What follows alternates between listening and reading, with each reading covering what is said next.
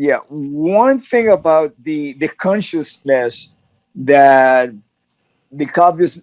communism in Cuba has spread is that all their problems stem from the embargo. And you and I know that if we walk into Walmart, everything's made in China. China, communist country. What keeps Cuba from buying from China? We have no say so in that.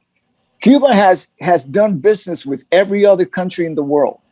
Once the embargo, if ever, is lifted, and hopefully it's lifted after Cuba is liberated, Cuba will become a favorite nation, which means that we start pumping money into Cuba, meaning yours and mine tax dollars that we pay starts going back to the Cuban government, not to the people, but to the Cuban government, because it's still a communist country, right? So lifting the embargo, see, people are not rebelling because there's no food. People are rebelling because they have no freedom. You can't buy freedom. Doesn't matter how much money we send to Cuba, there'll still be prisoners in that island. Which is fucking crazy to me. It's crazy that, like when my uncle went back, he said he could stay at the hotel, but his family wasn't allowed to visit him. Yeah, I know. What kind of shit is that? That's apartheid. That's apartheid. And nobody connects it and say, oh boy, the people in Cuba are not allowed to enjoy their own native. No. Nothing. That's apartheid. A lot of people don't know that they're not even allowed in the, like if I go to Cuba and stay at a hotel, my family's not allowed in the hotel. I know. Especially if they have dark skin. Especially if they're dark skinned. So a lot of people don't fucking know this shit, that it's that racist, it's that fucking, bad to live off 3 eggs a month or whatever the fuck they live off, Yeah. It's just a goddamn shame. And like I said, I wish I knew where to start. I think talking about it, like what we're doing right now, and people listening, this will educate a lot of people. I mean, you dropped some fucking knowledge today. I had no idea about the Wajitos and fucking and Guantanamo Bay and whatnot, but I just don't know where to start. I don't know where to fucking start, whether it starts on social media, whether it starts by us going to the nation's capital and marching. I don't know where to start, and I don't want to bring harm to the family that I have in Cuba. Yeah, the reason why I'm not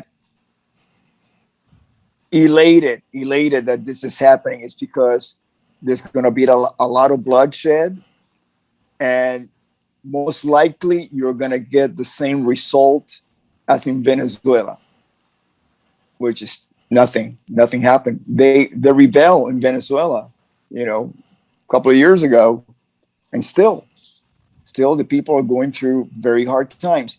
And listen, any communist country, especially in the Caribbean, South America, with such fertile agricultural resources, Cuba in particular, coffee, tobacco, sugarcane, and of course you're not going to survive only on those products. But when I'm talking about how fertile the land is to be able to export all of this around the world, if you really want to sustain your citizens, agriculture, there's food there.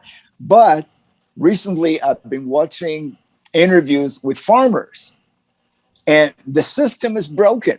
They sit there because the farmers have to sell their crops to the government.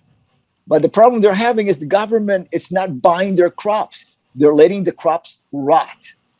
So they're sitting there with rotted crops, and they can't sell that crop because they have to. That's allocated for the government.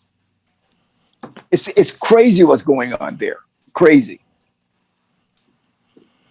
I just don't know what to do, Rudy, and that's what's eating me alive. I will start with this, talking about it. Letting people know what's going on down there. I think I've always cared, but I just didn't know where the fuck to start. And I know this has to be, I mean, we could come up with money, get some boats, go down there and save some people, but there's a million people that want to get the fuck out of there right now. I know. Well, So, unfortunately, what goes in comes out the same way. It began 62 years ago with a revolution, and it's going to go out with another revolution. That's from being there when that happened, and my perception of what's going on now. It ain't going to change unless it's a reversal, and the only way to do it is the same way that it came in. The same way it's going to go out. So what do you suggest? That somebody gets a little boat like grandma and starts in Mexico? I mean, listen, we have tons of fucking Cuban Americans that are willing to help here. You know that those fucking Cubans are crazy. So what do we do? Do we get boats and go down there? I mean, I don't think the United States is going to send anybody down there right now. No, of course not. I think we have our own fucking problems, and I get it. I understand. Yeah. So this has to be like a clandestine operation of Cuban Americans. This is the only people that are going to take this over. Yeah. You know? Yeah. Historically, there's always been leadership.